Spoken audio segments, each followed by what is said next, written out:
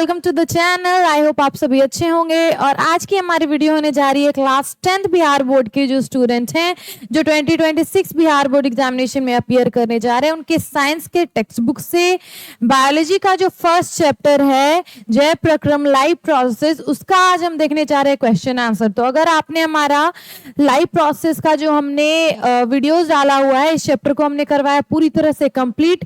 तो अगर आपको डिटेल्ड एक्सप्लेनेशन चाहिए और लाइफ प्रोसेस का जो फर्स्ट चैप्टर है बायोलॉजी का उसको आप अच्छी तरह से समझना चाहते हैं, तो जाके हमारे साइंस के प्लेलिस्ट में हमारे चैनल में आप जाके उन वीडियोस को चेकआउट कर सकते हैं। और आज की ये वीडियो में हम स्टार्ट कर लेते हैं। हमारा क्वेश्चन आंसर जो है लाइफ प्रोसेस जैव प्रक्रम का, वो हम देख लेते हैं इसमें। तो let's get started with the video. और फर्स्ट क्वेश्चन हमारा होगा,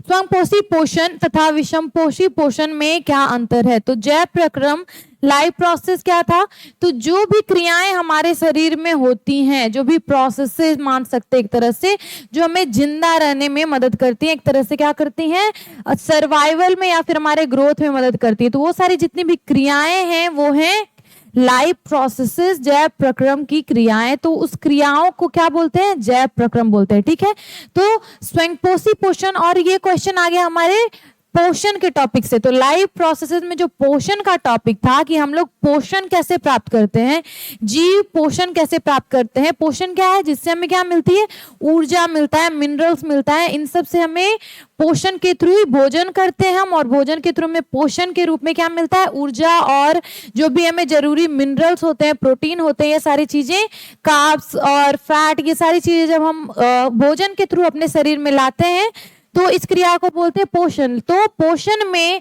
हमने पढ़ा था कि पोषण के विभिन्न प्रकारों को हमने देखा था। तो यहाँ पे उन्हीं दो प्रकार में से पूछा जा रहा है, स्वयंपोषी पोषण और विषमपोषी पोषण में क्या डिफरेंस है वो हम समझेंगे। तो सबसे पहले हम देख लेते हैं स्वयंपोषी पोषण क्या है। तो स्वपोषी पोषण जो होता है, स्वयंपोषी बोल सकते हैं, स्वपोषी बोल सकते हैं, या फिर इसका इंग्लिश क्या हो सकता है, ऑटोट्रॉफिक। क्या हो सकता है इसका इंग्लिश, ऑटोट्रॉफिक न्यूट्रिशन, मतलब पोषण। तो स्वयंपोषी पोषण या स्वपोषी पोषण क्या है वो हम देख लेते हैं। तो परिभाषा इसकी, ऐसे जीव जो स्वयं अपना भोजन बनाते हैं, ऐसे जीव जो अपने पोषण की जिम्मेदारी खुद रखते हैं। तो उनका पोषण का जो प्रोसेस है, तो भोजन के थ्रू जब हम अपना पोषण प्राप्त करते हैं तो भोजन का जो निर्माण है वो खुद करते हैं। ठीक है, तो ऐसे जो जीव हैं उसे हम बोलते हैं स्वपोषी जीव। और इस प्रकार की जो क्रिया है पोषण की, जहां पे भोजन खुद बना रहे हैं जीव और अपना पोषण स्वयं कर रहे हैं, उसे बोलते हैं स्वपोषी पोषण। तो उदाहरण में हम देख लेते हैं, हरे पौधे और शैवाल, कुछ बैक्टीरिया जिनमें क्या है, हरे पेड़ पौधों में क्लोरोफिल है, कुछ शैवाल होते हैं हरे जिनमें क्लोरोफिल है, और कुछ बैक्टीरिया भी हैं जो क्या करते हैं, स्वपोषी पोषण करते हैं, खुद अपने भोजन का निर्माण करते हैं और पोषण अपना स्वयं करते हैं। तो हरे पेड़ पौधे, शैवाल, एल्गी बोल सकते हैं इसको, या फिर कुछ बैक्टीरिया। तो ये सब क्या है, स्वपोषी पोषण करते हैं, स्वपोषी जीव हैं। और मुख्य प्रक्रिया इसमें क्या है, हमारी मुख्य प्रक्रिया जो होती है स्वपोषी पोषण में, वो होती है प्रकाश संश्लेषण की प्रक्रिया या फिर रासायनिक संश्लेषण, कीमोसिंथेसिस आप इसको बोल सकते हैं। इसके द्वारा भोजन बनाते हैं। कुछ बैक्टीरिया कैसे अपना भोजन बनाते हैं, कीमोसिंथेसिस, रासायनिक प्रक्रिया के द्वारा या रासायनिक संश्लेषण के द्वारा। हरे पौधे सवाल कैसे बनाते हैं, प्रकाश संश्लेषण की प्रक्रिया के द्वारा। अगर ये सारी प्रक्रियाएं आपको समझनी है तो जाके आप हमारे लॉन्ग वीडियोस जो हैं, जो जैव प्रक्रम के सारे टॉपिक्स डिटेल तरीके से बताए गए हैं, तो उन वीडियोस को जाके चेकआउट करें। यहाँ पे हम देख रहे हैं क्वेश्चन का आंसर। तो इसमें सिंपली प्रकाश संश्लेषण आपको अगर समझ में नहीं आ रहा है तो आप जाके वो वीडियो चेक करें। लेकिन प्रकाश संश्लेषण, फोटोसिंथेसिस, यहाँ पे हमें क्या देखना है कि स्वपोषी पोषण की मुख्य प्रक्रिया कैसे होती है। तो वो होती है प्रकाश संश्लेषण के द्वारा या फिर रासायनिक संश्लेषण के द्वारा, कीमोसिंथेसिस के द्वारा। ठीक है, तो उदाहरण में क्या है, हरे पेड़ पौधे सूर्य के प्रकाश की सहायता से कार्बन डाइऑक्साइड और पानी से अपना भोजन स्वयं बनाते हैं। उदाहरण में हम क्या देख सकते हैं, एग्जाम्पल स्वपोषी पोषण का, कि हरे पेड़ पौधे जो हैं सूर्य के प्रकाश से, फिर कार्बन डाइऑक्साइड वो लेते हैं वातावरण से, और फिर पानी वो जड़ के द्वारा मिट्टी से लेते हैं और अपना भोजन क्या करते हैं, स्वयं बनाते हैं। ठीक है, ग्लूकोज का वो निर्माण करते हैं और उसे वो यूज करते हैं। तो स्वपोषी पोषण हमने यहाँ पे समझ लिया। तो यहाँ पे जब हम डिफरेंस देखेंगे तो हम क्या देखें, स्वपोषी पोषण का हमने देखा परिभाषा, उदाहरण, मुख्य प्रक्रिया, फिर हमने देखा उदाहरण। अब ऐसे ही हम क्या देखेंगे, विषमपोषी पोषण को देख लेंगे। ठीक है, तो विषमपोषी पोषण क्या है, तो सबसे पहले देख रहे हैं डेफिनेशन, हमारा परिभाषा, ऐसे जीव जो अपना भोजन क्या करते हैं, स्वयं नहीं बनाते और वो दूसरों पर निर्भर करते हैं। ठीक है, तो विषमपोषी पोषण कैसे होता है, जो जीव अपना भोजन स्वयं ना बनाकर दूसरों पर अपने भोजन के लिए निर्भर करते हैं। ठीक है, तो उदाहरण के लिए क्या है इसमें, मनुष्य, जानवर, कवक, अधिकांश बैक्टीरिया। कुछ बैक्टीरिया स्वपोषी होते हैं जो कीमोसिंथेसिस या फिर रासायनिक संश्लेषण के द्वारा अपने भोजन का निर्माण स्वयं कर लेते हैं, लेकिन अधिकांश बैक्टीरिया जो होते हैं, ऑलमोस्ट जितने बैक्टीरिया होते हैं, वो क्या है, विषमपोषी पोषण करते हैं। वो दूसरों पर निर्भर करते हैं, किस चीज के लिए, अपने पोषण, अपने भोजन के लिए, या फिर सरवाइव करने के लिए, जिंदा रहने के लिए। ठीक है, तो उदाहरण के लिए यहाँ पे हमने क्या देखा, मनुष्य, जानवर, कवक। तो मनुष्य, हम लोग क्या किसी पे डिपेंड करते हैं, तो पेड़ पौधों पे हम लोग निर्भर करते हैं। हम लोग किस पे निर्भर करते हैं, जानवरों से भी हम लोग जैसे गाय से दूध लेते हैं, चिकन, और आप मीट की बात करें तो वो भी जानवरों से आता है, अंडा भी हम जानवरों से लेते हैं। तो हम लोग क्या डिपेंड कर रहे हैं, पेड़ पौधे या फिर दूसरे जानवरों पे डिपेंड करते हैं अपने सर्वाइवल के लिए। तो हम विषमपोषी जीव हैं। ठीक है, या फिर जानवर भी, अगर वो क्या है, जानवर ऐसे हैं जो हरे पेड़ पौधे खा रहे हैं, तो वो क्या है, डिपेंड करते हैं पेड़ पौधों पे। लेकिन ऐसे जो जानवर जो मांस मछली खाते हैं वो दूसरे जानवरों पे डिपेंड करते हैं, तो वो भी विषमपोषी पोषण करते हैं। और फिर कवक, फंगस क्या है, वो भी दूसरे जीवों पे निर्भर करते हैं, परजीवी जीव वो कहलाते हैं कवक, वो दूसरे जीवों पे अपने पोषण के लिए निर्भर करते हैं। ठीक है, और अधिकांश बैक्टीरिया भी। तो इसमें मुख्य प्रक्रिया क्या है, ये जीव अन्य जीवों से भोजन प्राप्त करते हैं। उसमें मुख्य प्रक्रिया हमने स्वपोषी पोषण में क्या देखा, वे प्रकाश संश्लेषण या फिर केमिकल, रासायनिक संश्लेषण के द्वारा अपना भोजन प्राप्त करते थे। लेकिन इसमें पोषण प्राप्त करने की मुख्य प्रक्रिया क्या है, ये अन्य जीवों के द्वारा अपना भोजन प्राप्त करते हैं, दूसरे जीवों पर ये डिपेंड करते हैं अपने भोजन के लिए।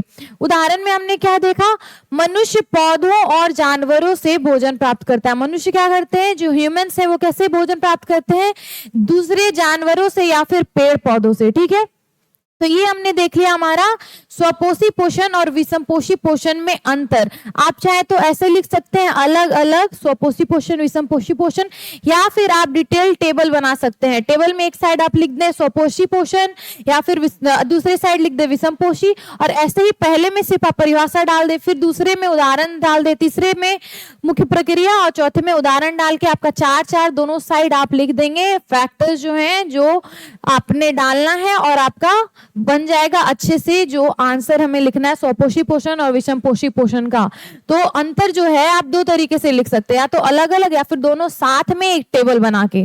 तो आई होप आपको ये क्वेश्चन और इसका आंसर अच्छे से समझ में आ गया होगा कि स्वपोषी पोषण और विषमपोषी पोषण में क्या अंतर है। हम आ जाते हैं अपने सेकंड क्वेश्चन पे, प्रकाश संश्लेषण के लिए आवश्यक कच्ची सामग्री पौधा कहाँ से प्राप्त करता है। ठीक है, तो प्रकाश संश्लेषण की जो प्रक्रिया के द्वारा पौधे अपना पोषण करते हैं, उसके लिए वो कच्ची सामग्री जो उन्हें जरूरत है प्रकाश संश्लेषण की प्रक्रिया में, अभी हमने पहले ही देखा यहाँ पे पौधे में जब हम स्वपोषी पोषण पढ़ रहे थे, तो हरे पौधे क्या क्या चाहिए, उन्हें सूर्य का प्रकाश चाहिए, उन्हें CO2 चाहिए, कार्बन डाइऑक्साइड, और उन्हें क्या चाहिए, पानी चाहिए। ठीक है, तो ये सारी चीजें क्या है, कच्ची सामग्री है जो उन्हें रॉ मटेरियल्स चाहिए, किस चीज के लिए, प्रकाश संश्लेषण की प्रक्रिया के लिए। तो आवश्यक कच्ची सामग्री हम देख लेंगे, जो जरूरी कच्ची सामग्री है वो उन्हें कहां से मिलती है। तो सबसे पहले हम क्या करेंगे, प्रकाश संश्लेषण क्या है वो जान लेते हैं। तो प्रकाश संश्लेषण एक जैविक प्रक्रिया है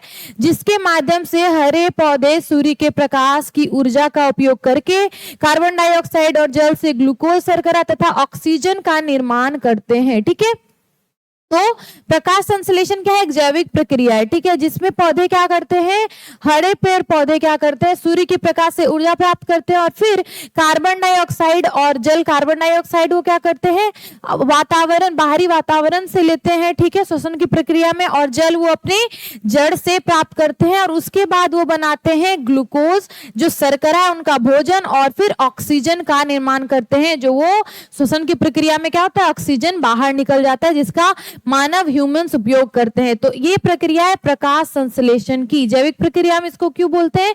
ये है क्योंकि पौधे इस प्रक्रिया के द्वारा जिंदा रहते हैं और इसमें क्या हो रहा है, सारी चीजें जो ये है हमारे वातावरण से ली गई हैं, ये जीवित है, एक तरह से आप मान सकते हैं जैविक है, ठीक है।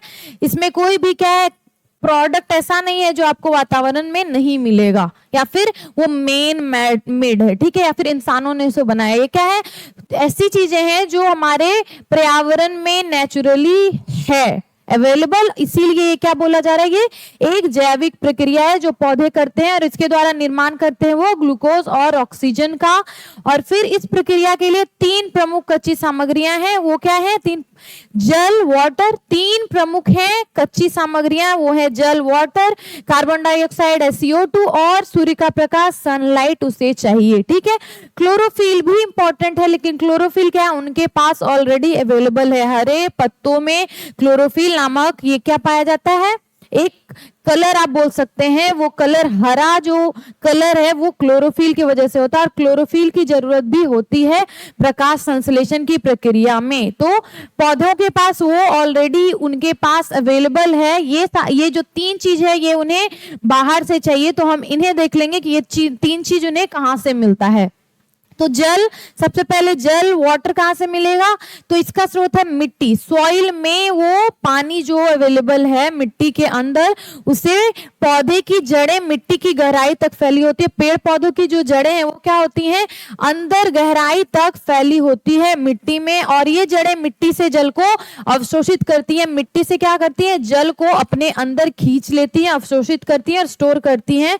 यह जल जाइलम नामक उत्तक के माध्यम से पौधे के तने और फिर पत्तियों तक पहुंचता है। तो ये जल जो वो जड़ के द्वारा जल मिट्टी से आया, वो क्या होता है, जाइलम उत्तक जो होता है पौधों में, वो क्या करता है, उस जल को पौधे के तने तक पहुंचाता है, फिर तनों से हर पत्तियों तक पहुंचा देता है, जहां पे क्या होती है, प्रकाश संश्लेषण की प्रक्रिया होती है, क्योंकि वहां पे क्लोरोफिल उपस्थित है और वहीं पे CO2 भी है और वहीं पे फिर सनलाइट भी लिया जा रहा है, ठीक है। तो फिर पत्तियों तक पहुंचा जल किसके द्वारा, जाइलम उत्तक के द्वारा। ये भी एक इंपॉर्टेंट फैक्टर है, इसे भी आप याद रखें। तो मिट्टी क्या होती है, मिट्टी से क्या होता है, जड़ पानी का अवशोषण करता है और उसे जाइलम उत्तक के द्वारा तने तक और फिर पत्तियों तक पहुंचाया जाता है। तो क्वेश्चन हमारा क्या था, कच्ची सामग्री पौधे कहां से प्राप्त करता है, तो पहली कच्ची सामग्री है पानी, जिसे मिट्टी से प्राप्त करता है और फिर जाइलम उत्तक की मदद से तने और पत्तियों तक पहुंचाया जाता है। फिर नेक्स्ट हमारा क्या था, कार्बन डाइऑक्साइड CO2, तो उसे कहां से लेता है, स्रोत है इसका वायुमंडल, एटमॉस्फेयर से हमारे लिया जाता है। हमारे वायुमंडल में क्या है, नाइट्रोजन, ऑक्सीजन, CO2 सारी गैसें अवेलेबल है, लेकिन ये हवा के रूप में मिक्स्ड है, ठीक है। तो ऐसी वायुमंडल में सारी हवाएं हैं, लेकिन उन जो हमारे पेड़ पौधे उन्हें प्रकाश संश्लेषण के लिए सिर्फ CO2 चाहिए, ठीक है, सिर्फ CO2 चाहिए। तो वो प्रकाश संश्लेषण की प्रक्रिया में सिर्फ CO2 का यूज करते हैं, और वो CO2 को फिर जो भी है यूज करने के बाद हमारे लिए वो क्या करते हैं, ऑक्सीजन बाहर छोड़ते हैं, ठीक है। ये इनके श्वसन की प्रक्रिया में आप जान सकते हैं। तो पत्तियों की निचली सतह पर सूक्ष्म छिद्र होते हैं जिन्हें रंध्र, स्टोमाटा कहते हैं। तो वायुमंडल से क्या होता है, पत्तियों में रंध्र होता है छोटा छोटा, वो रंध्र क्या कहलाता है, स्टोमाटा इंग्लिश में, या फिर उसे रंध्र कह सकते हैं, रंध्र कहा जाता है। इन रंध्रों के माध्यम से पौधे वायुमंडल से कार्बन डाइऑक्साइड क्या करते हैं, अवशोषित करते हैं, ठीक है। वायुमंडल से वो कार्बन डाइऑक्साइड का रंध्रों द्वारा अवशोषण होता है पेड़ पौधों में, इसीलिए वहीं पे क्लोरोफिल है, वहीं पे क्या हो रहा है, CO2 भी है, इसलिए वहीं पे पानी को ले जाया जा रहा है जाइलम उत्तक द्वारा, ताकि वहां पे क्या हो सके, प्रकाश संश्लेषण की प्रक्रिया हो सके।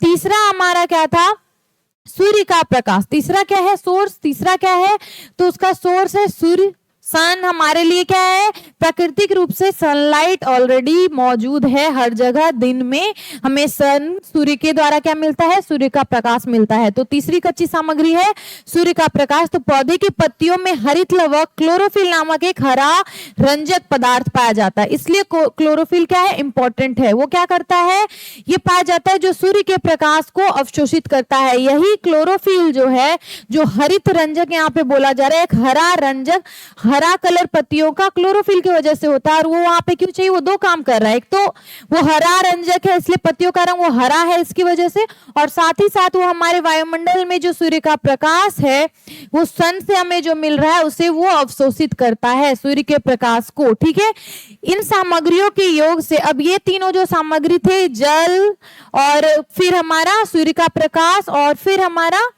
जो पानी, आप पानी, वायुमंडल से कार्बन डाइऑक्साइड और हमारा लास्टली सूर्य का प्रकाश, जो ये तीनों सामग्री थी। और क्लोरोफिल भी यूज होता है, लेकिन क्लोरोफिल क्या करता है, इसी के लिए यूज होता है, सूर्य के प्रकाश को वो स्टोर करता है। तो इन सामग्रियों के योग से ये तीनों जो सामग्री थी, इसे मिलाकर पौधे ग्लूकोज नामक खाद्य पदार्थ बनाते। पौधे क्या बनाते हैं, ग्लूकोज नामक खाद्य पदार्थ बनाते। तो प्रकाश संश्लेषण की प्रक्रिया के द्वारा क्या बनता है, ग्लूकोज बनता है, ऑक्सीजन बनता है और जल बनता है। ठीक है, तो प्रकाश संश्लेषण की प्रक्रिया के द्वारा किस किस का, सूर्य का प्रकाश का हमने यूज किया, जल का यूज किया और हमने क्या यूज किया, कार्बन डाइऑक्साइड का। और हमने क्या बनाया, लास्टली हमने नहीं, सॉरी, पौधों ने क्या बनाया, ग्लूकोज नामक खाद्य पदार्थ, जो उनसे क्या करता है, उससे वो पोषण प्राप्त करते हैं। और साथ ही ऑक्सीजन जो गैस, ऑक्सीजन गैस जो है वो वायुमंडल में छोड़ दिया जाता है। और थोड़ी मात्रा में जल भी निकलती है जो रंध्रों द्वारा बाहर छोड़ दी जाती है। ठीक है, स्टोमाटा के द्वारा ही। तो ये था हमारा सेकेंड क्वेश्चन का आंसर। अब हम आ जाते हैं अपने थर्ड क्वेश्चन पे। तो आपको कोई भी क्वेरी या डाउट है तो प्लीज आप हमारे कमेंट सेक्शन में आप डाल सकते हैं इस वीडियो के। मैं जरूर उसे आपके क्वेरी को आपको रिप्लाई बैक करने का कोशिश करूंगी। और फिर आ जाते हैं हमारे थर्ड क्वेश्चन पे। तो हमारा थर्ड क्वेश्चन है, हमारे अमाशय में अम्ल की भूमिका क्या है। तो अमाशय में अम्ल की भूमिका, ये पाचन से क्वेश्चन आ गया। पोषण से हमने दो क्वेश्चन देख लिया, अब ये पाचन जो वहां डाइजेशन का हमारा टॉपिक था जैव प्रक्रम के चैप्टर में, उससे क्वेश्चन आ गया कि अमाशय में अम्ल की भूमिका क्या है। तो हमारे अमाशय में जो पाचन की प्रक्रिया होती है उसमें अम्ल की भूमिका क्या है, ये हम देखेंगे। ठीक है, तो अमाशय पाचन तंत्र का एक महत्वपूर्ण अंग है। डाइजेस्टिव सिस्टम जो है हमारा पाचन तंत्र, उसका एक प्रमुख अंग है अमाशय, जहां भोजन का रासायनिक पाचन शुरू होता है। क्या होता है, वहां भोजन का रासायनिक पाचन, केमिकल के थ्रू वहां पे पाचन शुरू हो जाता है, डाइजेशन शुरू हो जाता है। अमाशय की दीवारों में विशेष ग्रंथियां होती है जो विभिन्न रसों का स्राव करती हैं। वहां पे क्या होती है, अमाशय की जो दीवार है उसमें क्या है, बहुत सारी ग्रंथियां हैं, ग्लैंड्स हैं, जो क्या करती हैं, रसों का स्राव करती हैं, रसों का सिक्रेशन करती हैं, कुछ जूसेस हैं। ठीक है, इन्हीं रसों में एक मुख्य घटक होता है हाइड्रोक्लोरिक अम्ल, हाइड्रोक्लोरिक एसिड। ठीक है, HCl आप इसे बोल सकते हैं। तो HCl क्या है, अमाशय में पाया जाता है। अमाशय में जो ग्लैंड्स है, ग्रंथियां हैं, उससे क्या होता है, HCl का स्राव होता है। यह अम्ल हमारे अमाशय में कई महत्वपूर्ण कार्य करता है। तो अमाशय में जो अम्ल की भूमिका है, सबसे पहले कौन सा अम्ल पाया जाता है, तो हाइड्रोक्लोरिक अम्ल। तो ऐसे हम आंसर अपना स्टार्ट करेंगे कि अमाशय क्या है, पाचन तंत्र का एक महत्वपूर्ण भाग है। इसमें भोजन का रासायनिक पाचन शुरू होता है और उसकी जो दीवार है उसमें क्या है, विभिन्न ग्रंथियां पाई जाती है, जिनसे एक प्रमुख अम्ल निकलता है या फिर रस निकलता है जो है HCl, हाइड्रोक्लोरिक एसिड। ठीक है, तो इसका कार्य क्या है वो हम देख लेते हैं। तो अमाशय में अम्ल की भूमिका, roles of acid in stomach. ठीक है, तो HCl जो है वो क्या क्या करता है, वो भोजन के पाचन में कैसे मदद करता है हमारी, वो हम देख लेते हैं। तो भोजन को विघटित करने में सहायक है। ये क्या करता है, भोजन जब अमाशय में आती है तो उसे विघटित करता है, एक तरह से तोड़ता है। ठीक है, रसायन हाइड्रोक्लोरिक अम्ल इन भोजन को क्या करता है, तोड़ता है। हाइड्रोक्लोरिक अम्ल भोजन को नरम बनाता है, उसे छोटे छोटे अणुओं में तोड़ने की प्रक्रिया शुरू करता है। ये रासायनिक रूप से उस भोजन को तोड़ रहा है। ठीक है, छोटे छोटे अणुओं में। और उसका पाचन शुरू हो जाता है। यहीं से इसमें भोजन चाइम या फिर काइम नामक अर्ध तरल रूप में बदलता है, सेमी लिक्विड, या फिर आप बोल सकते हैं ऐसा लिक्विड जो ना ही अभी पूरी तरह से लिक्विड हुआ है ना ही वो अभी ठोस है, ठीक है, उसे क्या हुआ, काइम बोल सकते हैं, चाइम बोल सकते हैं। जो भोजन टूट गया हाइड्रोक्लोरिक अम्ल के बाद उसे क्या बोलते हैं, चाइम या काइम।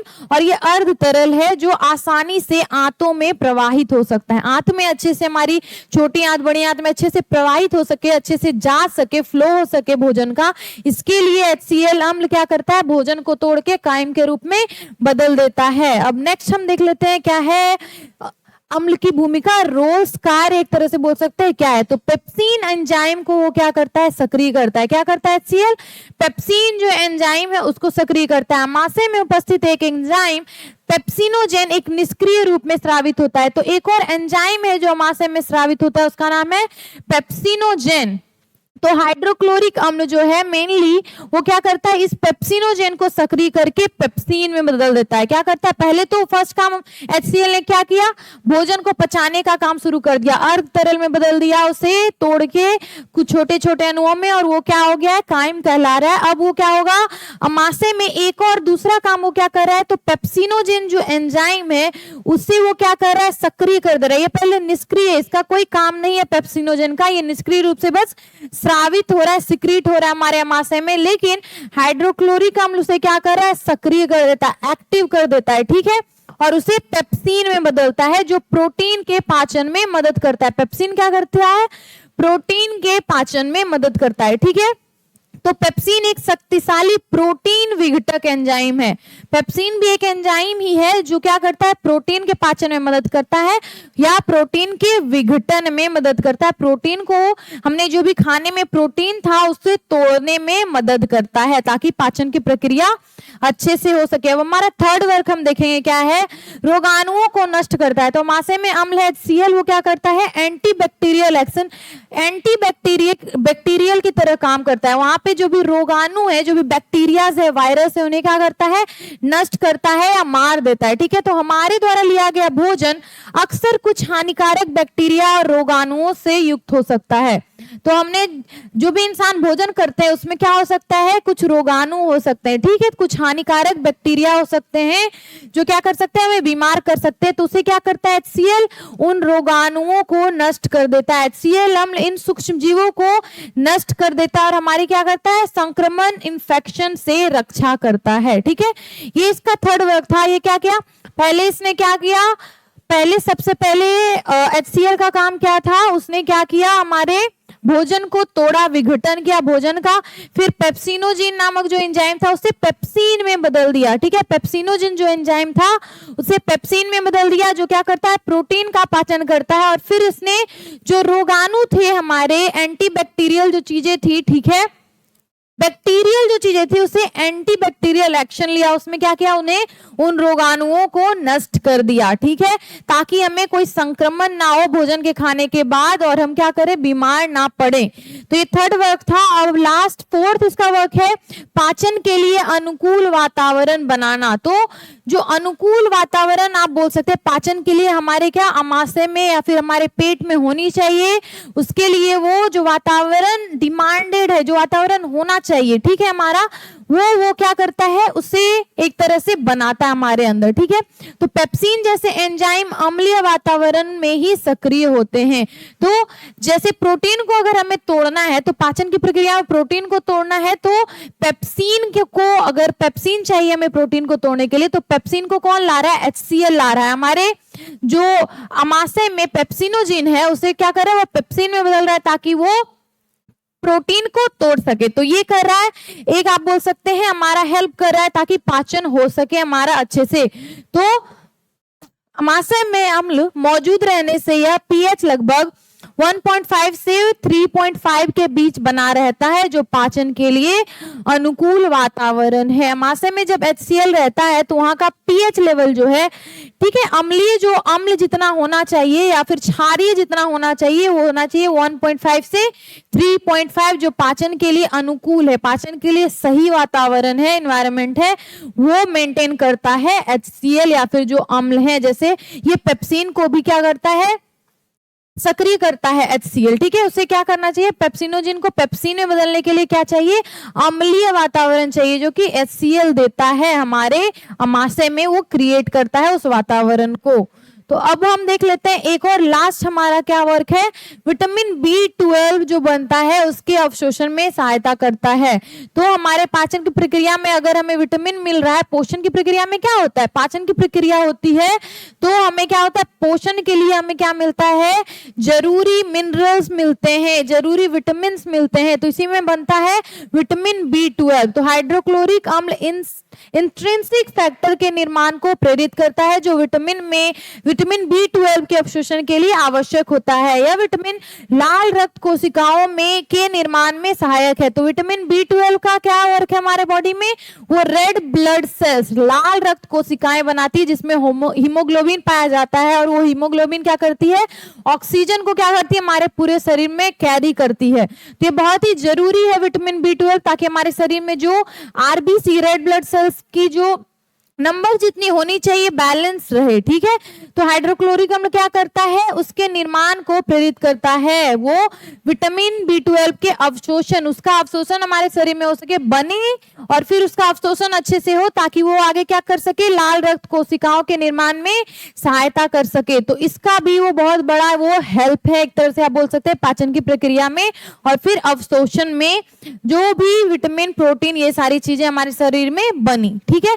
तो वो था हमारा लास्ट क्वेश्चन, जिसमें हमने क्या देखा, जो अमाशय में अम्ल है उसकी भूमिकाओं को हमने देखा। तो 5 हमने उसका हेल्प देखा, 5 हमने रोल्स देखे जो हमारे अमाशय में अम्ल करता है, और अम्ल मेनली क्या है, तो HCl है, हाइड्रोक्लोरिक अम्ल है।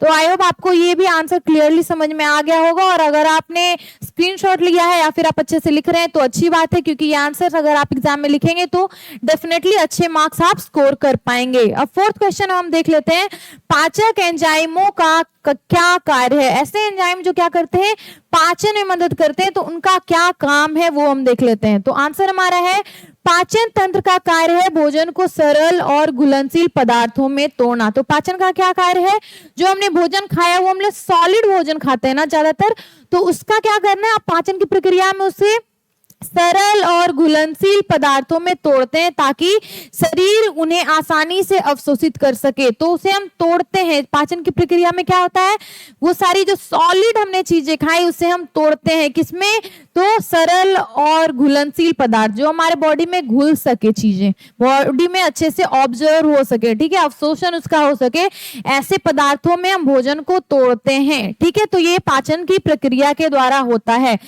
इस प्रक्रिया में पाचक एंजाइम, डाइजेस्टिव एंजाइम जो होते हैं, महत्वपूर्ण भूमिका निभाते हैं। तो भोजन को तोड़ने में कौन हेल्प करता है, एंजाइम।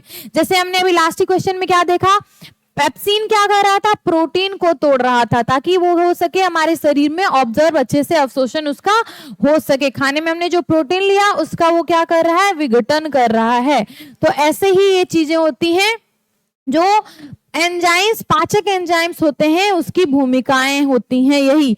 ये विशेष प्रोटीन होते हैं, ये भी एक प्रोटीन ही होता है, और ये जो है भोजन में उपस्थित जटिल अणुओं को सरल अणुओं में तोड़ने का कार्य करता है। तो भोजन हमने जटिल रूप में लिया, सॉलिड फॉर्म में लिया, उसे क्या करता है, एक तरह से सरल अणु बनाने में मदद करता है, उसे भोजन को तोड़ने में मदद करता है। जो हमने जटिल अणुओं, जटिल जो है, एक तरह से हमने सॉलिड में उसे खाया, तो वो जटिल रूप में उसे तोड़ के वो सिंपल सरल रूप में करेगा, सरल अणु में करेगा, ताकि हमारा जो पोषण है, भोजन के द्वारा जो हमें पोषण मिल रहा है, उसका पूरी बॉडी में अच्छे से अवशोषण हो सके। तो यह पाचन एंजाइम के कार्य। तो मुख्य पाचन एंजाइम जो हमारे शरीर में है, और उसके कार्य को हम देख लेते हैं। तो मुख में माउथ है, वहीं से हमारा पाचन तंत्र क्या होता है, शुरू होता है। तो पाचन तंत्र में मुख, वहां पे हमें क्या मिलता है, सबसे पहले एंजाइम, तो टाइलिन, ठीक है। ये सिलेवरी एमाइलेज है, सिलेवरी एमाइलेज इसको बोलते हैं, वो है टाइलिन, जो मुख में पाया जाता है। स्राव स्थल क्या है इसकी, लार ग्रंथियां जो है हमारी सिलेवरी ग्लैंड्स, लार ग्रंथि जो हमारे मुख में पाई जाती हैं, उसमें उससे क्या स्रावित होता है, टाइलिन स्रावित होता है, ठीक है। तो टाइलिन क्या करता है, टाइलिन का काम क्या है, हम तो यही देख रहे हैं ना कि पाचक एंजाइम्स जो हमारे पाचन तंत्र में हैं, उनका कार्य क्या है। तो फर्स्ट हमारा पाचन तंत्र शुरू हुआ मुंह से, हमने पहले क्या देखा पाचन तंत्र का डेफिनेशन। अब हम देख रहे हैं कि मुख से शुरू हुआ, तो मुख में कौन सा एंजाइम सबसे पहले आया, तो लार ग्रंथियों के द्वारा, स्लेवरी ग्लैंड के द्वारा क्या आया, हमें मिला टाइलिन। टाइलिन का अब हम देख रहे हैं कार्य, तो स्टार्च कॉम्प्लेक्स कार्बोहाइड्रेट है ये, ठीक है, कार्ब्स है, तो वो स्टार्च जो होता है को माल्टोज नामक एक सरल शर्करा में बदलता है। ये स्टार्च क्या, ये शुगर ही है, ठीक है, या फिर कार्ब्स बोल सकते हैं, ये शुगर ही है, तो इसको चेंज करता है वो माल्टोज में, ठीक है। तो हमने पहले क्या जाना था, तो ये जो पाचक एंजाइम होते हैं वो क्या करते हैं, जो जटिल अणु से उन्हें सरल अणु में चेंज करते हैं। जटिल जो आप बोल सकते हैं एक केमिकल स्ट्रक्चर है, उससे क्या करते हैं, सरल में तोड़ते हैं। तो स्टार्च और ये कार्बोहाइड्रेट जो आप बोल सकते हैं ये कॉम्प्लेक्स है, जटिल रूप में है, तो इसे तोड़ के माल्टोज में चेंज करता है, और ये क्या है, सरल शर्करा है। सबसे पहले तो ये सारे शुगर ही हैं, ग्लूकोज ही है, लेकिन ये क्या है, माल्टोज एक जटिल ना होकर सरल शर्करा है, और यह पाचन की पहली चरण है, और कार्बोहाइड्रेट के पाचन की शुरुआत होती है। यहीं पे क्या हो रही है, पाचन का ये पहला चरण है। अभी शुरू हुआ हमारे मुख से पाचन, और उसमें क्या हो रही है, कार्बोहाइड्रेट का पाचन शुरू हो गया, स्टार्च का पाचन शुरू हो गया टाइलिन के द्वारा, और टाइलिन उसको किस चीज में बदल दे रहा है, माल्टोज में। तो ये हमारा मुख में पाचन था। तो अब हम आ जाते हैं हमारे अमाशय, सेकेंड जो हमारा पार्ट है, सेकेंड जो आप बोल सकते हैं स्टॉपेज है, पहला था मुख, हमारा बकल कैविटी या फिर माउथ कैविटी आप उसको बोल सकते हैं। अब हम आ गए हमारे स्टमक अमाशय में। तो अमाशय में क्या होता है, पेप्सिन होता है। पहले हमने क्या देखा, हमारे पास क्या था, मुख में टाइलिन नामक एंजाइम था जो क्या करता था, स्टार्च को पचाता है, ठीक है, स्टार्च को किसमें बदल देता है, माल्टोज में। दोनों ही शर्करा ही है, लेकिन क्या है, स्टार्च है जो कॉम्प्लेक्स है, लाइक जटिल शर्करा है, लेकिन माल्टोज क्या है, बहुत ही सरल शर्करा है, ठीक है, उसमें चेंज कर देता है ताकि आसानी से पाचन की क्रिया हो सके। अब हम आ गए अपने अमाशय स्टमक में। यहाँ पे जो एंजाइम है, पाचन एंजाइम है, वो है पेप्सिन। तो पेप्सिन का स्राव स्थल क्या है, अमाशय की ग्रंथियां, ठीक है, गैस्ट्रिक ग्लैंड्स जो होती हैं वहां से होता है पेप्सिन का स्रवण। पहले हमने अभी देखा था क्या, पेप्सिनोजिन जो होता है HCl उससे क्या करता है, पेप्सिन में चेंज कर देता है। तो यहाँ पे अमाशय में पेप्सिन आया, इसका कार्य है प्रोटीन को छोटे पेप्टाइड्स में ये तोड़ देता है, ठीक है। तो प्रोटीन को तोड़ने का काम करता है पेप्सिन, और उसको बदलता है छोटे पेप्टाइड्स में, ठीक है। यह केवल अम्लीय वातावरण हाइड्रोक्लोरिक एसिड की उपस्थिति में कार्य करता है। तो पेप्सिन जो है कैसे कार्य करता है, जब हमारे अमाशय में HCl की मात्रा सही रहती है, उपलब्ध रहती है तभी, ठीक है। तो पेप्सिन को चाहिए अम्लीय वातावरण जो कि HCl देता है, और HCl ही क्या करता है, पेप्सिन जो है पेप्सिनोजिन को पेप्सिन में बदला, और प्रोटीन को पेप्सिन ने तोड़ के किसी में बदल दिया, पेप्टाइड्स में, जो जटिल अणु ऐसे सरल अणुओं में तोड़ दिया, ठीक है। तो एक और अन्य जो आप बोल सकते हैं एंजाइम यहाँ और पाया जाता है अमाशय में, वो है रेनिन, ठीक है। बच्चों में दूध के प्रोटीन को पचाने में सहायक है। तो रेनिन किसमें पाया जाता है, बच्चों में के अमाशय में। जो बच्चे दूध पीते हैं, स्तनपान करते हैं, वो उस दूध में जो प्रोटीन होता है वो थोड़ा डिफरेंट होता है, ठीक है। जब बच्चे जो दूध स्तनपान करते हैं तो उसके प्रोटीन को पचाने के लिए बच्चों के अमाशय में रेनिन नामक एंजाइम पाया जाता है। तो ये था अमाशय में दो, पेप्सिन और रेनिन। मुख में क्या था, टाइलिन जो शर्करा को पचाता है, स्टार्च को पचाता है, किसमें, माल्टोज में। हमने क्या देखा, पेप्सिन प्रोटीन को पचाएगा पेप्टाइड्स में। तो ये था इसका कार्य। अब नेक्स्ट हम क्या देख रहे हैं, छोटी आंत, स्मॉल इंटेस्टाइन में कौन सा एंजाइम है, तो यहाँ पे 3 एंजाइम है। यहाँ पाचन का अधिकांश कार्य होता है। छोटी आंत में ही क्या होता है, पाचन का अधिकांश कार्य, सारा कार्य मान लीजिए ऑलमोस्ट यहीं पे होता है। छोटी आंत क्या है, बहुत लंबी भी है, तो इसी में क्या होता है, भोजन ज्यादा समय तक टिकता है, तो यहीं पे होती है अधिकांश पाचन की जो क्रिया होती है। 3 स्रोतों से एंजाइम आते हैं, तो 3 एंजाइम आप बोल सकते हैं पाचक एंजाइम। सबसे पहला है ट्रिप्सिन जो प्रोटीन को छोटे पेप्टाइड्स में तोड़ता है। तो हमने अभी क्या देखा, पेप्सिन भी तोड़ता है, लेकिन यहाँ पे पेप्सिन था जिसने छोटे पेप्टाइड्स में तोड़ा, लेकिन ट्रिप्सिन भी एक एंजाइम है जो कहाँ पाया जाता है, छोटी आंत में। तो जो बचे खुचे और प्रोटीन है उन्हें तोड़ रहा है पेप्टाइड में, ट्रिप्सिन। और फिर हमारा लाइपेज है, या लाइपेज जो वसा, फैटी एसिड, वसा को तोड़ के, फैट को तोड़ के फैटी एसिड और ग्लिसरॉल में चेंज करता है, ग्लिसरॉल में बदल देता है, ठीक है। तो ट्रिप्सिन ने तोड़ा प्रोटीन को पेप्टाइड में, अब लाइपेज ने तोड़ा वसा को, फैट को किसमें, फैटी एसिड और ग्लिसरॉल में। और फिर थर्ड एंजाइम है हमारा एमाइलेज जो पैनक्रियाटिक एरोमेटिक एमाइलेज होता है, स्टार्च को ये माल्टोज में बदलता है, और जो बचे कुछ स्टार्च रह गए हैं, कार्ब्स रह गए, उसे क्या करेगा, माल्टोज सरल शर्करा में ये चेंज कर देगा। तो छोटी आंत में ये 3 पाचक एंजाइम है जो प्रोटीन, वसा और स्टार्च बचे खुचे जो है सबका पाचन यहाँ पे हो जाता है। ठीक है, अधिकांश पाचन का कार्य यहाँ पे हो जाता है। तो छोटी आंत की आंतरिक दीवार में क्या होता है, और एंजाइम्स जो कुछ है स्रावित होते हैं। पहला है माल्टेज, जो माल्टोज को ग्लूकोज में बदलता है। तो हमने पहले क्या देखा, पेप्सिन जो था, या फिर कौन सी थी यहाँ पे हमारा एमाइलेज जो था, ये क्या कर रहा था, स्टार्च को माल्टोज में बदल रहा था, या फिर हमारा जो पेप्सिन है, ठीक है, वो छोटे पेप्साइड्स में बदल रहा था प्रोटीन को। ठीक है, तो हमने जब देखा कि स्टार्च को माल्टोज में बदल रहा है और टाइलिन भी मुख में जो है वो भी क्या कर रहा था, यही काम कर रहा था। तो यहाँ पे जो माल्टेज है वो माल्टोज को क्या करता है, ग्लूकोज में बदल देता है। तो जो भी माल्टोज बना, जो भी स्टार्च से माल्टोज बना, तो उस माल्टोज को ग्लूकोज में बदल देगा और भी सरल शर्करा में बदल देगा। कौन, माल्टेज जो है, ताकि ग्लूकोज जो होती है उसका बस डायरेक्ट अवशोषण हो सके हमारे शरीर में। इसकी वजह से माल्टेज क्या करता है, माल्टोज को ग्लूकोज में बदल देता है। फिर सेकंड क्या है, सुक्रेज है, जो सुक्रेज क्या होता है, सुक्रोज को ग्लूकोज और फ्रुक्टोज में बदल देता है। ठीक है, सुक्रोज जो होती है भी शर्करा का एक रूप है जो ग्लूकोज और फ्रुक्टोज के रूप में बदला जाता है सुक्रेज नामक एंजाइम, पाचक एंजाइम की मदद से।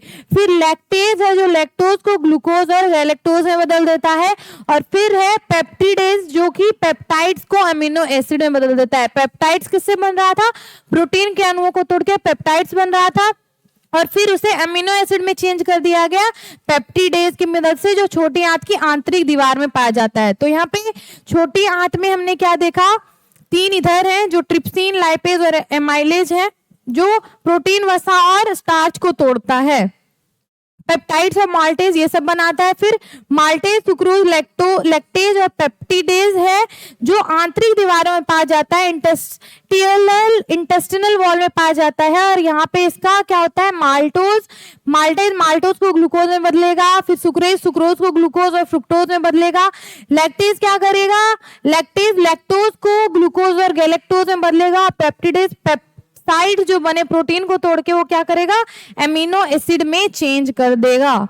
तो ये यहाँ तक कार्य हुआ पाचक एंजाइमों के। तो पाचन एंजाइम जो है भोजन के 3 प्रमुख घटकों, कार्बोहाइड्रेट, प्रोटीन और वसा के, जो वसा जो हमारे शरीर में गई भोजन के द्वारा, कार्बोहाइड्रेट, प्रोटीन और वसा 3 प्रमुख घटक हैं, उसको क्या करता है, छोटे घुलनशील अवशोषण योग्य अणुओं में तोड़ता है। हमने अभी यही देखा कि एंजाइम क्या कर रहे थे, पेप्सिन क्या कर रहा था, प्रोटीन को तोड़ के पेप्टाइड में बदल दे रहा था। तो ये सारी जो क्रियाएं हुई, जैसे माल्टोज में बदल दिया जा रहा है जो शर्करा था उसे, तो उससे क्या कर रहा है, सरल अणुओं में चेंज कर दिया जा रहा है। जटिल अणु है, जटिल रासायनिक समीकरण आप एक तरह से देखते होंगे, तो उसे सरल में चेंज कर दिया जा रहा है। ठीक है, तो यहाँ पे क्या हो रहा है, अणुओं में तोड़ते हैं, जैसे कि ग्लूकोज, अमीनो एसिड और फैटी एसिड, जिसका हम डायरेक्टली क्या करते हैं, अपने शरीर में अवशोषण कर लेते हैं। तो कार्बोहाइड्रेट, प्रोटीन और वसा को ग्लूकोज, अमीनो एसिड और फैटी एसिड में चेंज कर दिया जाता है। ये अणु फिर छोटी आंत में अवशोषित होकर रक्त प्रवाह में प्रवेश करते हैं। तो ये जो ग्लूकोज, अमीनो एसिड और फैटी एसिड है वो छोटी आंत में उसका क्या हो जाता है, अवशोषण हो जाता है, और वो डायरेक्टली ब्लड में मिल जाते हैं। हमारा जो ब्लड सर्कुलेशन होता है उसमें प्रवेश कर जाता है, और शरीर को क्या मिलती है, ऊर्जा और विकास के लिए उपयोग आता है। ऊर्जा मिलती है हमारे शरीर को पोषण की क्रिया के द्वारा। जो हमें पोषण मिला, ये ग्लूकोज, एमिनो एसिड और फैटी एसिड, उससे हमारे शरीर को क्या मिली, ऊर्जा, और विकास के लिए, हमारे शरीर में ग्रोथ के लिए जो पोषण चाहिए वो भी हमें इन क्रियाओं के द्वारा मिल गई। तो पाचन एंजाइम क्या कर रहे हैं, जो हमने भोजन लिया उससे क्या कर रहे हैं, सरल अणुओं में तोड़ दे रहे हैं, और जिसका डायरेक्ट हमें क्या हो रहा है, ब्लड सर्कुलेशन में हमारे वो प्रवेश कर जा रहा है, जिससे हमें क्या मिल रही है, ऊर्जा मिल रही है। तो ये सारी चीजें हो गई पाचक एंजाइमों के, यही कार्य थे। तो जो एंजाइम्स जैसे जितने मैंने आपको भी बताए उसे आपको याद रखना पड़ेगा, और अगर ये क्वेश्चन आ गया तो आप, मैंने अभी जो चीजें आपको समझाई है डायरेक्टली वो आंसर आप लिख सकते हैं, बहुत ही इजिली आप मार्क्स स्कोर कर पाएंगे। तो यहाँ एक और पॉइंट है, पितरस एंजाइम नहीं है, लेकिन यह वसा को इमल्सिफाई करता है, यानी छोटे छोटे बूंदों में तोड़ता है, ताकि लाइपेज एंजाइम उन पर आसानी से कार्य कर सके। तो पित्तरस क्या है? एंजाइम नहीं है, ठीक है। पित्तरस क्या एंजाइम नहीं है, लेकिन फिर भी ये वसा को क्या करता है? एमल्सिफाई करता है, एक तरह से छोटे छोटे टुकड़ों बूंदों में बदल देता है। किसको? वसा को, फैट को, ताकि लाइपेज जो एंजाइम है वो क्या करे? आसानी से उस पे कार्य कर सके, ठीक है। तो लाइपेज जो एंजाइम है उस पे इजीली कार्य कर सके, इसलिए वो क्या कर रहा है? पित्तरस एंजाइम जो है वो क्या कर रहा है? वसा को चेंज करता है। वो भी एंजाइम ना होने के बाद भी क्या कर रहा है? वसा के पाचन में मदद कर रहा है। तो ये हमारा लास्ट पॉइंट था। तो फोर्थ क्वेश्चन आई होप आपको समझ में आ गया होगा अच्छे से। नेक्स्ट क्वेश्चन यानी अपने फिफ्थ क्वेश्चन पे अब हम आ जाते हैं कि पचे हुए भोजन को अवशोषित करने के लिए क्षुद्रांत को कैसे अभिकल्पित किया गया है। तो क्षुद्रांत क्या है? छोटी आंत है, छोटी आंत को बोलते हैं क्षुद्रांत भी। और अभिकल्पित किया गया मतलब पचे हुए भोजन में अभी हमने देखा कि छोटी आंत में ही पाचन की जो पाचक एंजाइम है उसके द्वारा क्या हो रहा है? भोजन का पूर्ण अवशोषण, और क्या हो रहा है? पाचन के बाद पूर्ण अवशोषण हो रहा है। तो ठीक है, तो अवशोषित, तो भोजन को क्या किया? अवशोषित करना छोटी आंत में हुआ। तो उसे कैसे डिजाइन किया गया? अभिकल्पित मतलब कैसे छोटी आंत को डिजाइन किया गया ताकि जो हमारी पचा हुआ भोजन है उससे हमें जो पोषण मिला उसका पूर्ण अच्छी तरीके से अवशोषण हो सके हमारे विकास के लिए और क्या है? हमारे ग्रोथ के लिए, ठीक है। तो पचे हुए भोजन को क्या करना है? क्षुद्रांत को कैसे डिजाइन किया गया है वो हम अभी देखेंगे। तो छोटी आंत पाचन तंत्र का वह भाग है जहां पचे हुए भोजन का अवशोषण होता है। तो छोटी आंत क्या है? पाचन तंत्र, हमारे डाइजेस्टिव सिस्टम का क्या है? प्रमुख भाग है। और वहां क्या होता है? भोजन, पचे हुए भोजन का अवशोषण होता है। भोजन का अधिकांश पाचन भी वही होता है। जो भोजन पच गया उसका वहां पे क्या हो रहा है? जो हमें पोषण मिला उसका अवशोषण भी हो रहा है। जो प्रोटीन को तोड़ा गया, प्रोटीन को किसमें तोड़ा गया था? हमने देखा उसे तोड़ा गया, वहां पे फैटी एसिड बना, वहां पे अमीनो एसिड बना, वहां पे प्रोटीन, ये सारी चीजें जो हमें मिली वो क्या हुई? ग्लूकोज जो हमें मिला वो सारी चीजें क्या हुई? हमारे जो छोटी आंत से डायरेक्टली हमारा जो ब्लड सर्कुलेशन है उसमें जाके वो चीजें मिल गई, glucose, amino acid, fatty acid, ठीक है। तो ये सारी चीजें जो वहां पे अवशोषण हुआ छोटी आंत के द्वारा उसके बाद ही वो जाके हमारे ब्लड सर्कुलेशन में मिली। तो ये काम ही होता है छोटी आंत का। यह आंत इतनी प्रभावी और विशेष रूप से अनुकूलित है कि यह अधिकांश पोषक तत्वों को पूरी तरह अवशोषित कर लेती है। इसमें क्या हो रहा है? छोटी आंत को इतने अच्छे से डिजाइन किया गया है कि पाचन की प्रक्रिया के द्वारा जो भी हमें क्या मिला? अधिकांश पोषक तत्व मिले। पोषण की प्रक्रिया के बाद या फिर पाचन की प्रक्रिया के बाद जो पोषक तत्व मिले जैसे ग्लूकोज या फिर जो पोषक तत्व क्या थे? प्रोटीन, वसा और कार्बोहाइड्रेट, ये सब तोड़ के हमें क्या मिला था? Protein, fatty acid, amino acid, इन सब का क्या हुआ? पूर्ण अवशोषण होता है।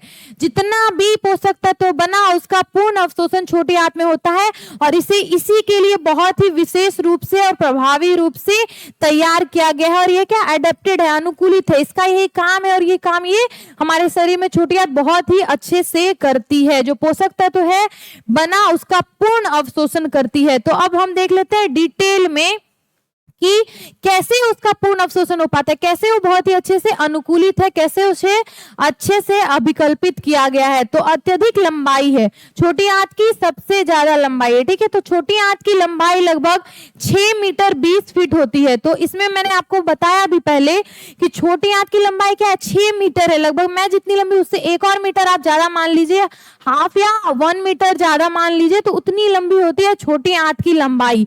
तो उसमें क्या होता है? भोजन बहुत देर तक स्टे करता है। इसकी यह लंबाई भोजन को अधिक समय तक आंत में बनाए रखती है। भोजन क्या रहता है? बहुत लंबे समय तक छोटी आंत में रहता है, जिससे पोषक तत्वों का अधिक से अधिक अवशोषण संभव होता है। तो कैसे उसे भोजन के अवशोषण के लिए डिजाइन किया गया? तो सबसे पहले उसे लंबा बनाया गया ताकि छोटी आंत में जितना भी पोषक तत्व आया वो सारा अवशोषित हो सके, अच्छे से उसे अवशोषण का टाइम मिल सके, ठीक है। फर्स्ट हमने ये देखा। सेकेंड क्या है? आंतरिक सतह का विशेष संरचना। आंतरिक जो उसकी सतह है, जो इंटरनल उसका लेयर मान सकते हैं, उसकी एक विशेष संरचना है, ठीक है, जिसे माइक्रोविल्ली या विल्ली कहते हैं। तो माइक्रोविल्ली छोटी आंत की भीतरी दीवारों पर सूक्ष्म उंगलियों जैसी संरचनाएं होती हैं, जिसे विल्ली कहा जाता है। तो विल्ली जो है आंतरिक सतह में छोटी आंत के पाई जाती है, और ये क्या है, कैसा लगता है दिखने में, सूक्ष्म छोटी छोटी उंगलियों की तरह दिखता है। ठीक है, ये संरचना पाई जाती है। ये विल्ली आंत की सतह क्षेत्र को बहुत अधिक बढ़ा देती है। इस विल्ली की वजह से क्या होता है, जो उसका सतह क्षेत्र सरफेस एरिया है जो उसका, वो क्या होता है, बहुत ही बढ़ जाता है। प्रत्येक विल्ली में रक्त वाहिकाएं और लसिका वाहिकाएं होती है जो पोषक तत्वों को अवशोषित करती है। तो इसमें क्या होता है, रक्त वाहिकाएं होती है विल्ली में, ठीक है, और क्या होती है, डायरेक्टली ये लसिका वाहिनी और रक्त वाहिनी जुड़ी हुई है हमारे ब्लड सर्कुलेशन का जो सिस्टम है, जहाँ पे रक्त का सर्कुलेशन होता है, संवहन होता है। तो यहाँ ये अवशोषित करती है विल्ली, और डायरेक्ट इसके थ्रू क्या होता है, हमारा जितना भी पोषक तत्व है ब्लड में चला जाता है। तो ये विल्ली की रचना थी। अब एक और क्या है, माइक्रोविल्ली, सूक्ष्म विल्ली, जो प्रत्येक विल्ली कोशिकाओं पर और भी छोटी छोटी बाल जैसी संरचनाएं होती हैं। तो ये हो गया हमारा, मान लीजिए अगर विल्ली, तो इसमें और भी छोटी छोटी संरचनाएं होती हैं। ठीक है, ये हो गया माइक्रोविल्ली। ठीक है, ये उंगली जैसी संरचना हुई और इसमें माइक्रोविल्ली छोटी छोटी संरचना हुई।